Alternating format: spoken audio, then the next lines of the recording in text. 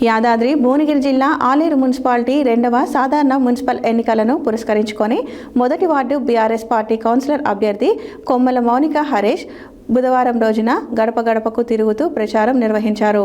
ఈ సందర్భంగా వారు మాట్లాడుతూ విద్యావంతురాలైన తనను ఆశీర్వాదం చేసి గెలిపిస్తే వార్డును అన్ని విధాలుగా అభివృద్ధి చేస్తానని ఆమె హామీ ఇచ్చారు.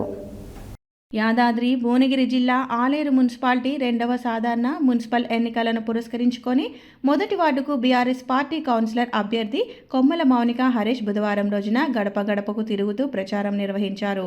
ఈ సందర్భంగా వారు మాట్లాడుతూ విద్యావంతురాలైన తనకు ఆశీర్వాదం చేసి గెలిపిస్తే వార్డును అన్ని విధాలుగా అభివృద్ధి చేస్తానని ఆమె హామీ ఇచ్చారు. వార్డుల్లో మౌలిక వసతుల అభివృద్ధి, తాగునీరు, సీసీ కెమెరాలు, డ్రైనేజీ, సీసీ రోడ్లు, పారిశుద్ధ్యం వంటి సమస్యలను ప్రాధాన్యతగా పరిష్కరిస్తానని తెలిపారు. ప్రజల మధ్యలో ఎల్లప్పుడూ అందుబాటులో ఉంటూ సమస్యలపై ప్రభుత్వం అమలు చేస్తున్న సంక్షేమ పథకాలను అర్హులైన ప్రతి ఒక్కరికి చేరేలా కృషి చేస్తానన్నారు. ఈ కార్యక్రమంలో వార్డు అధ్యక్షులు కటకం మల్లేష్, పట్టణ secretary general Sarab Santosh, Gyadapaka Nagaraju, youth అధ్యక్షులు వంశీ, మహిళా అధ్యక్షురాలు మురగాడి సుజాత, నీలపల్లి కవిత, బొట్ల పద్మ తదితరులు పాల్గొన్నారు.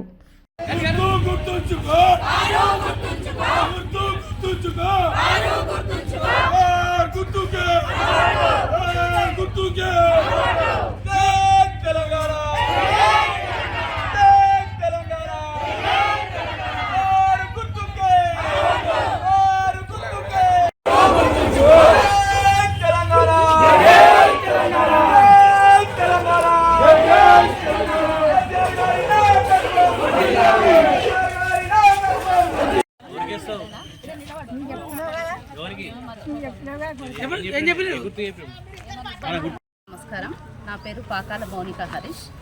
నేను 1వ వార్డు టీఆర్ఎస్ అభ్యర్థిగా పోటీ చేస్తున్నాను. నేను ఇక్కడ డోర్ టు డోర్ తిరిగి చాలా సమస్యలు తెలుసుకున్నాను. ఈ వార్డులో చాలా సమస్యలు ఉన్నాయి. కేసీఆర్ ప్రభుత్వం చాలా మంచి మంచి సంక్షేమ పథకాలను ప్రవేశపెట్టింది.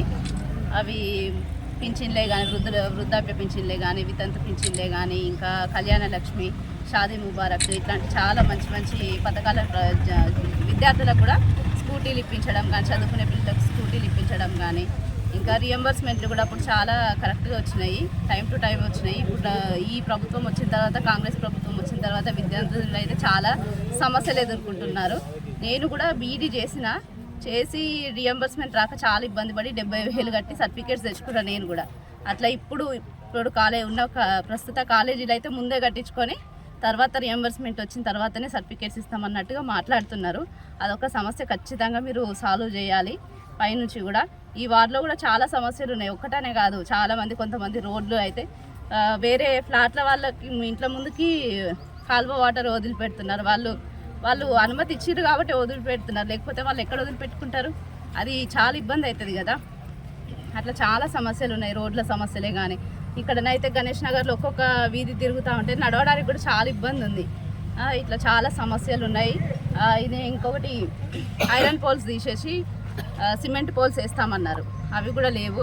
ఇంకొకటి అక్కడ డంప్ యార్డ్ కూడా అంత చెత్త అంతా అక్కడికి తీసుకెళ్ళి అక్కడ కాలబెడుతున్నారు. ఈవినింగ్ అయితే అక్కడ నుంచి చాలా పొగొచ్చి అక్కడ ఉన్న ఇళ్ళ వాళ్ళందరికీ చాలా సమస్యలు వస్తున్నాయంట, ఆరోగ్య సమస్యలు. పెద్ద వాళ్ళు చాలా ఇబ్బంది పడుతున్నారు ఆ పొగ వల్ల. అదొకటి, ఆ డంప్ యార్డ్ అనేది అక్కడ నుంచి తరలిస్తే బాగుంటుందని నా ఉద్దేశము. ఇంకొకటి శ్మశాన వాటిక కూడా శాంక్షన్ అయింది దాన్ని రిజెక్ట్ చేశారంట, మరి ఎందుకో తెలియదు. ఒక మనిషి చనిపోయిన తర్వాత చేస్తాను ఖచ్చితంగా. దయచేసి ఒక్కసారి కారు గుర్తు కోటేసి గెలిపించండి నన్ను. నేను మీ అందరికి అండగా ఉంటున్నానని హామీ ఇస్తున్నా. నేను మా ఆయన ఇద్దరం కలిసి ఖచ్చితంగా మీ సమస్యలన్నీ, ప్రాబ్లమ్స్ అన్ని సాల్వ్ చేయడానికి ఖచ్చితంగా పోరాటం చేస్తాను.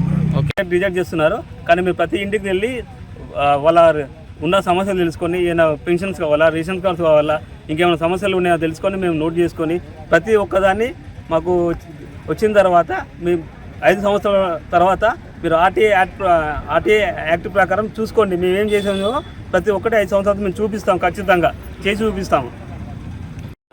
వృద్ధాప్యులకు ఇంతమందుకు పెన్షన్లు ఇక్కడ రహదారి బంగ్లాలో ఇచ్చేది, కానీ దాన్ని ఏం చేస్తే పోస్ట్ ఆఫీస్ తరలించే వరకు వాళ్ళు ట్రాక్ దాటి వెళ్ళడం చాలా ఇబ్బంది అవుతుంది. దాన్ని కూడా ఇక్కడికి మేము మార్పించే ప్రయత్నం చేస్తాం, కృషి చేసి మార్పిస్తాము.